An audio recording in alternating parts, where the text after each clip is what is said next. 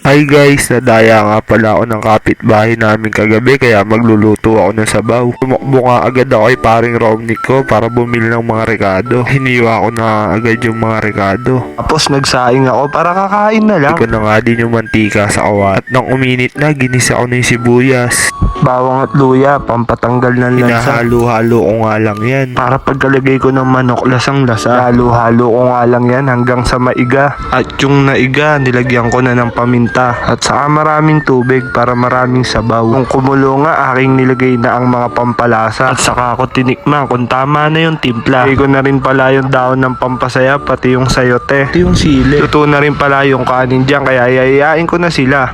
Tay, kain tayo. Pap, kain na.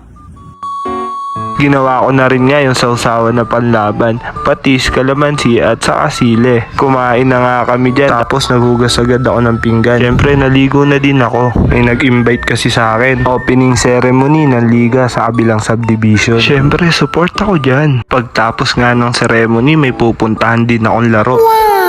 At punta na nga pala ako sa village nila dyan. Sobrang organized pala ng opening nila dyan. Lahat nakiisa. At tignan nyo, may pamosiko pa sila.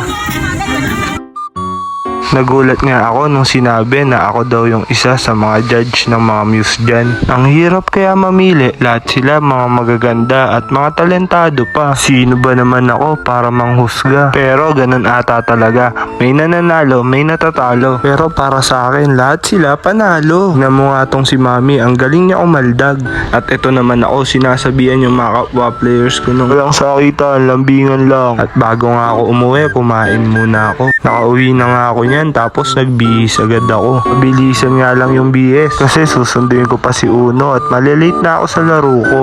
Ito pala yung gustong gusto ko sa weekend ko, yung nakakapaglaro ako. Ang sarap kasi pag nakakapaglaro ako ng basketball, parang natatanggal lahat ng stress ko sa katawan ko. Yung tipong wala kang iniisip kundi kung paano manalo sa game. At syempre nakakapag-exercise ako. Lagi po ako nagpapasalamat sa iyo, Lord, na binibigyan mo ako ng lakas ng katawan para magawa ko yung mga bagay na to. Di man ako magaling pero nakakabulag pa rin. Basta kada laro binibigay ko lang yung best ko para di rin ako mapahiya sa teammates ko. Syempre ayoko din naman masayang yung tiwalang binigay nila sa akin. Kaya kahit pagod na ako, naglalaro pa rin ako. At nakauwi na nga pala kami ni Uno. Tatapos na din yung video. Salamat sa panonood nyo.